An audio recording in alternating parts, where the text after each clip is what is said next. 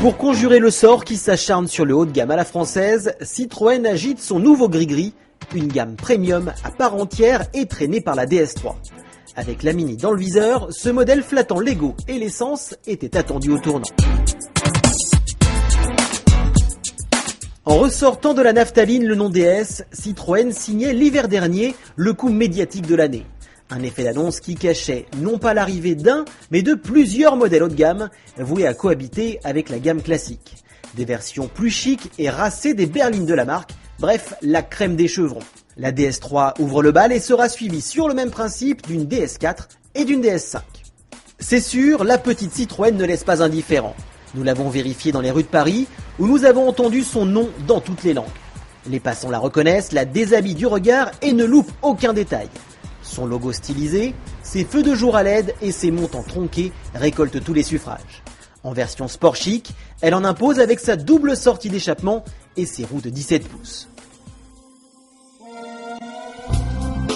À bord, la DS3 emprunte l'essentiel à la C3. Volant, planche de bord et console centrale sont communs aux deux modèles. Mais pour marquer sa différence, elle exhibe certains détails spécifiques tels qu'un pommeau de vitesse plus viril, un pédalier en aluminium et des cadrans spécifiques. C'est beau et plutôt bien assemblé à quelques petits détails près. Face au Mini et Alfa Romeo Mito, la DS3 l'emporte nettement en matière d'habitabilité. D'une part à l'avant, où la boîte à gants très avancée libère beaucoup de place aux passagers.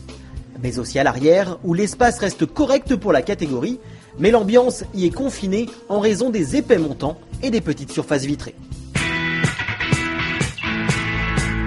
Déjà doué par nature, le 1,6 litre THP de 150 chevaux dévoile une nouvelle vigueur sous le capot de la DS3, 110 kg plus légère qu'une 207, ce n'est pas rien. On lui découvre de fait une aisance remarquable à bas régime, assortie d'une belle élasticité. Les montées en régime, vives et linéaires, s'accompagnent en outre d'une note mélodieuse à l'échappement.